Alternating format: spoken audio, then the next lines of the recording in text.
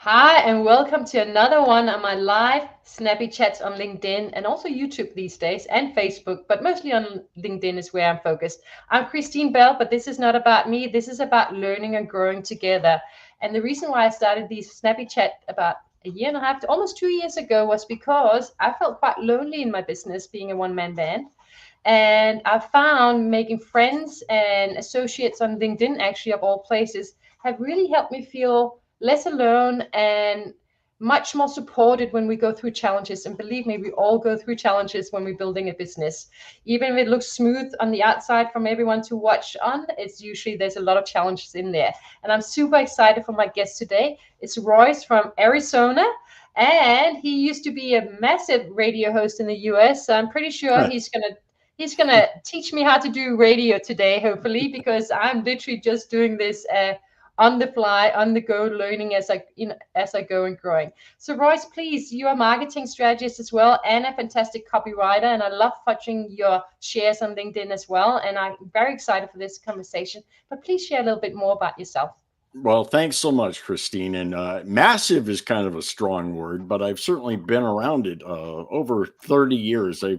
I like to say I used to belong to the U-Haul Million Miler Club because that's how radio works. You never get personally fired. It's always, hey, guess what, guys? We're going country. You're all out of here. So, I mean, that's kind of how it works. And so you have to move a lot. And so I did move a lot, but worked in a lot of fun major markets. So, and that's kind of that was basically most of my life.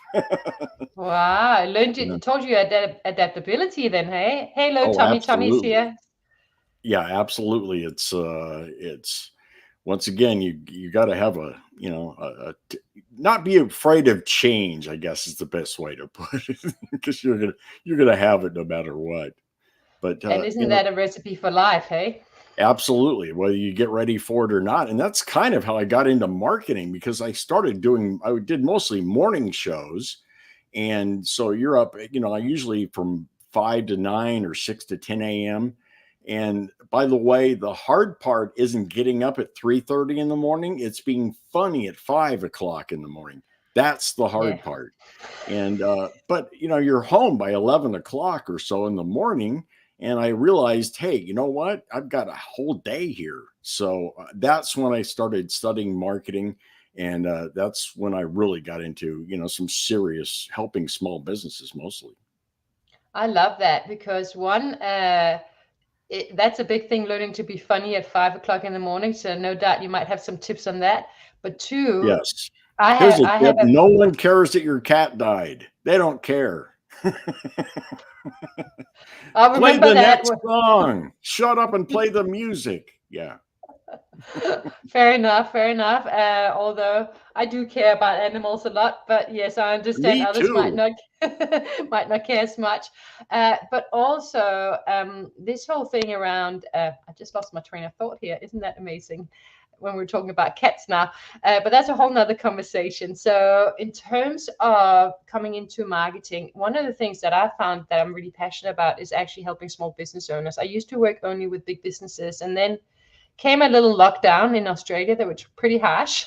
And guess what? Being a one man band, I only had so many clients because I couldn't handle a lot of clients when they were big. Right. And then what happened was suddenly they moved around, things changed, and suddenly I was without clients. And I had a chance to really focus on doing something I wanted to build, which was to build a business that could help small business owners and change the offer, which I've only had out for a couple of years, and it's super exciting and still growing. But there's a lot of challenges. So tell me a little bit more about your passion for small businesses and the Well, challenges you faced. And we got Islam here too. Did I say that correctly? Hello. Absolutely. Hey, Islam. Yeah, I mean, the number one question I get for mostly small businesses is how do I break through this marketing noise? Because we're all experiencing that, and it's really Mm. a two-edged sword. It's good in the one way that we have so many choices, and it's really bad in the other way is that you can no longer market to everybody. And I'm sorry to tell everybody this, and I'm sure you've heard it, Christine, is you ask them, well, who's this for? Who's your product or service for? And they're like, it's for everyone. Everyone will love this. But I'm sorry, it's that's not the way it works. You need to figure out who your target audience is and who you're going to talk to. And that is the number one rule. It comes down to, and I'm sure you've heard this 1,000 times, what's in it for me? That's all humans as a species care about. I like to use the analogy of it's like you go to work and let's say you're having a really bad hair day and that's all you're thinking about is, gosh, my hair looks like crap today, right? And then at the end of the day, you ask your friend or coworkers, like, did you notice my hair today? And they're like, no. Why? Because they were thinking about them. So it's always about them and what's in it for them. And so that's why you have to get really specific on who you're talking to. And I can talk about anything, Christine. As you can tell, I just keep rambling here, but getting specific about exactly who your product or service is for, and then finding them. And thanks to AI, one of the nice things about AI today, it's really good at honing down on customer research for you. Well, you're talking to my favorite topic, so absolutely wholeheartedly agree with you. And we got Phil Davis here too. I'm so glad to be here. He's going to be on the show in a couple of weeks' time, so I'm excited to have him come on as well. Now, I totally agree with you. There's so much noise out there, and building a business as a small business owner is pretty hard when we have no budgets, or at least not much in terms of budgets compared to big brands who have a lot of budgets. And we get told we need to be everywhere. Yeah, we got to be on all channels. We got to do great in all channels. We got to, talk to the right people. We got to understand exactly who they are. We got to do our research. We got to do our copywriting. We got to do our strategy, which most people forget sometimes. They go straight to execution because that's where we can see tangible stuff. Yeah. Right. Well, versus the strategy, which is kind of like the thinking part where we're like, I had some thoughts about it. It's like, did you write it down? Did you look at your competitors, etc.? It's very ethereal. It's in the mist, this brand. I need to build a brand, and I totally disagree with that. It's really actually Gary Vaynerchuk says attention is the new oil. We live in a time where you don't have to have a Coca-Cola budget for marketing. One viral TikTok or one viral YouTube post, or video, can explode your entire universe basically. And it's really about hitting them at the right time with the right message. And once we get back to what's in it for me. For instance, in content, like copy, whether it's in print or online, you got about 3 to 5 seconds to capture someone's attention. On YouTube, it's less than a second. So, I mean, it's really important that you catch that. And the easiest way to do that is by talking to the right people in the first place. And talk to their motivations. What do they want out of it? Like you rightly said, what are they about? What are their belief systems? We don't understand what they believe about what we do in the category. So we could easily miss out on connecting with them because it's all about instant connection these days. It's literally like first impression counts so much. Yeah, we make up our mind so fast and then we move on. Oh, absolutely. And it's, once again, I hate to keep pounding this, but it is what's in it for them. And you want to talk to people like you would speak to them at like a barbecue, for instance. You don't want to be hitting them with the industry jargon or, some magical, I love the AI words of today, right? It's always, you've heard them all. Put an ing at the end of anything and you've pretty much got an AI word. But for instance, I work with a lot of jewelers, for instance. Don't ask me why. I just kind of over the years kind of grew out. And as a matter of fact, we just finished one and we have another promotion coming up, but they're 2 different jewelers. One is in Maine and he has a really nice jewelry store. He flies to Antwerp, Belgium, the diamond capital of the world, to personally pick out diamonds for people about 6 times a year. And he had this VIP sale, which I highly recommend to your highest, quality customers. And he brought in a quartet and they had champagne and the whole 9 yards, very high class stuff. I have another jeweler who's in Alabama, who's in a college town, and he's doing another promotion. We did it last year, and he has a zombie party in his store. and both of them cleared over $100,000 just for those one events. So once Wow. again, totally different audiences, but he knew, both of them knew who they were talking to. And that's one of the big secrets. I love that, and it's so important, which is why I'm all about understanding your customers and doing the research and getting to know people. Yeah, getting to know emotionally, Absolutely. who they are, what drives them, what motivates them, what makes them feel good. We all want to feel good. Yeah, fear can sell fast, but yeah, I always believe making people feel good is what's going to build loyalty. And trust. And that's, just listen, because I don't know how many promos I've changed from just getting customers to talk about what they do and why they started and how they do it. And all of a sudden and I love this phrase, I've heard it over and over again. The client will say something like, well, it's nothing worth writing about, but we do this. And it's gold. It's like, wow, yeah, we're changing everything. We're going with that. So Yeah. yes, listen to what they need and to what they're really good at that no one else may be.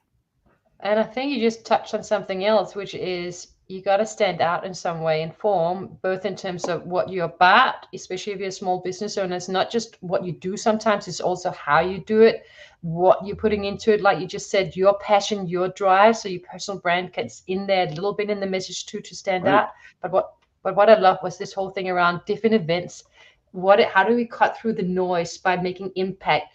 And I started out in advertising agencies and the big ones, Ogilvy and Mather, and it was all about, how do we catch their attention? How do we entertain while still being on topic? And entertain can be serious as well. It's a way to engage emotionally immediately. So, or in some ways, do something funny or different. Yeah.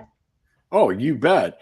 And in fact, I'm glad you mentioned Ogilvy and Mather, because Rory Sutherland, who I'm sure you're very familiar with, he is like my hero.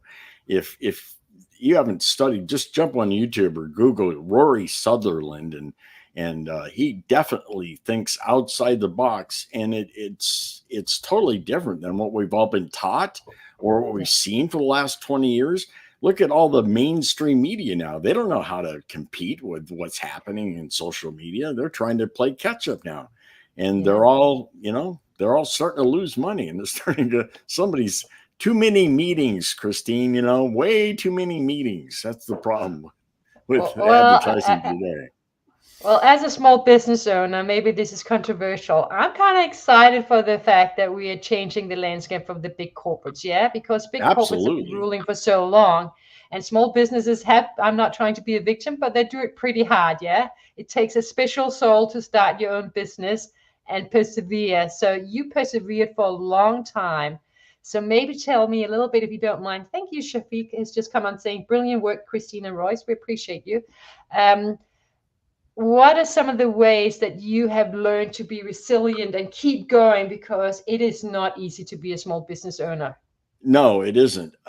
But the one thing that keeps getting me out of bed in the morning, I love to just give. I give way. In fact, I've had several coaches tell me, you're giving way too much away here, Yeah, man. You should be yeah, you should be charging for this stuff. But I figured out a long time ago, I just love to see small businesses succeed, especially those that are failing or about to fail. Where I know, and I'm sure you've done the same thing, where you can look at someone's website or something like that and instantly come up with two or three things they could improve. And what does it cost you to give them a call or get them on a Zoom and just say, look, how about this, this, and this? And I've had so much goodwill, even if they couldn't afford me, just referring me to other people, and, get the word out, build some know, like, and trust. If you come from a heart-centered place, this is my belief anyway, you're always going to win in the end. You're going to come out ahead, because, it doesn't cost you hardly anything except, I always think, hey, I've learned this crap anyway. I might as well use it. Right. So, I mean, that's, but I come from a crazy, goofy background, right? Being on the radio and trying to be funny or not. And I usually take, um, you know, pretty much, I'd never, except now I'm just admitted I work with a lot of jewelers, but like accounting prospects are probably not for me. I'm more in the liquid death camp. You know what I mean? Let's push the envelope a little bit. And you don't have to be too crazy, but at the same time, you want to be memorable. And like you said, we're in a position now like never before in history where we can, with just a small audience, create such a huge impact if you find the right thing with the right people. This is very important, at the right time. And it, once again, welcome to marketing. It's a crapshoot, everybody. And yet we all have to do it to some extent. And hopefully for me, what I love working with small business owners, and this is me personally as well, this has been a personal development journey for me. I'll be really honest. I left my job because I didn't know I was burned out, but I just left. And then I realized something was going on, and because I was offered another job, I'm like, I can't do it. And I was like, I have to work for myself. And it was literally the start of my personal development journey. So for me, it's been all around literally just becoming more, understanding myself better and putting myself out more and more in terms of who I really am, with the mistakes and all the other stuff as well. Just show up based on my values and who I am. And that's a bit raw and it's uncomfortable. Yeah. And it's not perfect, but it's, it is what it is. Yeah. And but it's your freedom. And I think that's what keeps us alive, is you're doing it for you. I like to remind myself daily that I've screwed up way bigger things than this. So, it's taking the shots, and it's, no matter. And guess what? If you ask any profession, really, but especially marketers, ask them how many times they failed. And you'll be surprised that some of the biggest names we know have failed about 90%. And I was like, really? Yeah. It's like, don't judge my 27th version to your first, and exactly. It starts with putting yourself out there to some extent if you are the personal brand of your business.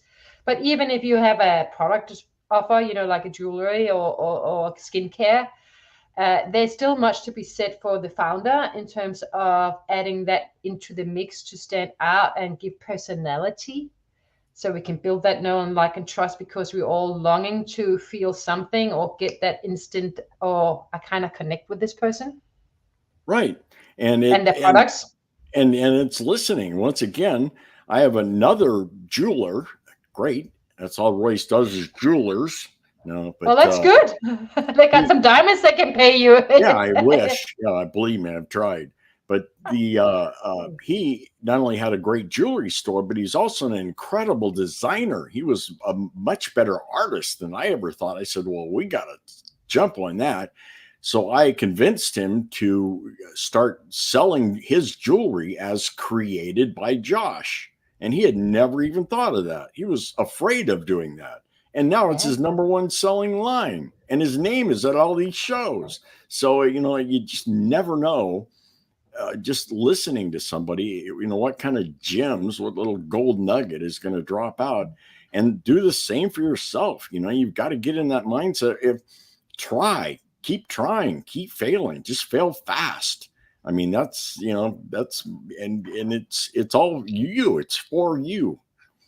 And I guess part of it is also we gotta become aware of our belief systems, because we all have them, and we need to understand our customers too and their belief systems, because they can either encourage them to buy from us, or it will stop them in the track ever buying from us, and we can keep pounding at them, but if we can't convince them that their belief is wrong. But back to us, as small business owners, when we have to put ourselves out there, imposter syndrome can come up. Definitely for me, I was nervous about my accent, what are people exactly right. I should say for Mike Asher-Browner from the Hounds of Business community, for some reason it's not here, even though I just texted him, but we should call him out anyway, because he's a great guy. Great community is where I met you, and he loves me when I say target market and how I pronounce these things, because I can't pronounce the too, right? And my husband is American. He's trying to teach me, and it's just not happening. So now I'm learning to embrace my way of speaking, my language, I often mess up words as well. So, it's who I am. But if we want to bring some personality to it, sometimes we don't have to be perfect. In Right. fact, perfect is kind of boring. It makes you unique though, and that's something you can embrace and and take off with. It's like that Australian lady, right? What's her? Yeah, I mean, so yes, no, I think especially for us, it's I guess I'm probably the epitome of having no accent whatsoever because that's how they like it on the air. They're like, let's be as And vanilla as possible. well, I guess that works maybe for radio, so maybe it don't. Maybe there are some lessons for radio. How did you actually get people to tune in every day besides the music? What was it that brought them back, do you reckon? Because Once you again, always I had think something about it and your energy and what you're about. right. You become a companion if you're doing it right.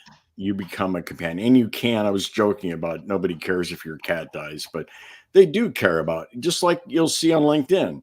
If people put personal stories in there, guess what? Some of those are their most viral posts Yeah, because all of a sudden they become a real person. So don't be afraid to do that at all, And of yeah. course, you have to sell a little bit. And one of the other things I wanted to mention too is it's how you market. Don't forget there's a bunch of different ways to do marketing. Right now, we have people that in small business that are killing it with direct mail.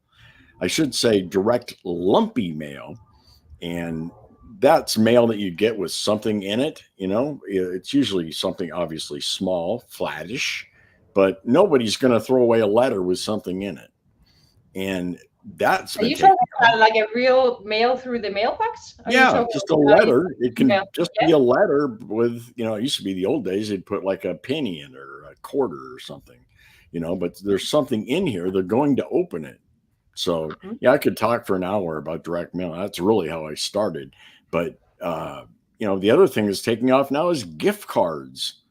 And people are afraid of gift cards, and gift cards seem to be going like crazy now. So, Yeah. I mean, there's so many ways to come at these people, but you have to find out where they are. And that's like I mentioned, AI is That is getting a pretty big, good at big, that. big challenge.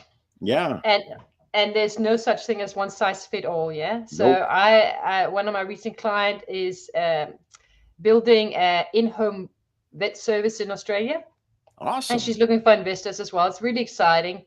And one of the things we're doing just starting out is we actually walked around in the area I live in and to some of the pet stores, to the dog walkers, etc., to see, the old pounding, literally pounding on Right. doors, a Right. way to literally build relationships, because relationship is matters in terms of who potentially can help us promote because they have access to our Right. ideal customers. Yeah, at the right Absolutely. time and have the conversations with them, so we can find ways to collaborate and Right. both to create win-win situations. Yeah.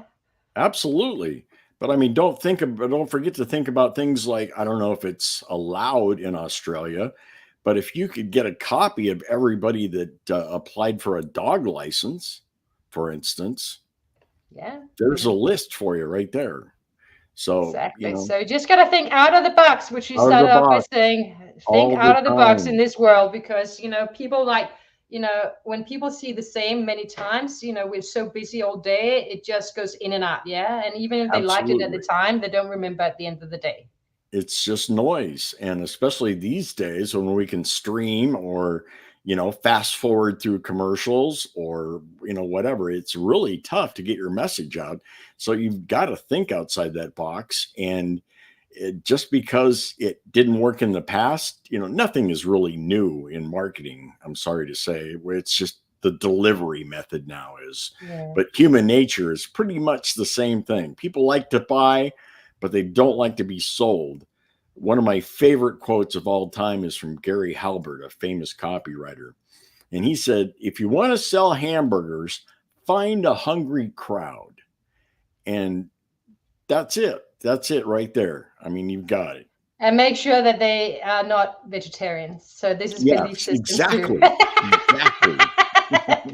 So that's exactly that. So we're going to finish up shortly, but you just mentioned earlier, and I want to finish on this before you also obviously share how people can find you and connect with you.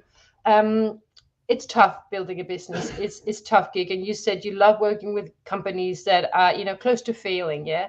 What is your Absolutely. what's your sort of, how do you inspire them to keep going? Because usually when I see, when we all meet people, and I've been there too, by the way, yeah, where we're just going, how on earth am I going to get through this? How am I going to get money into the bank and Oh, pay my absolutely. rent or bills or whatever?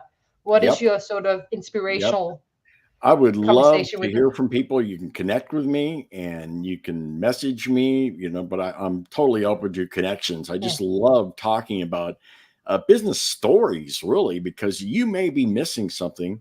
It's like, you can't see the picture when you're inside the frame kind of a thing. Fresh eyes do a whole lot.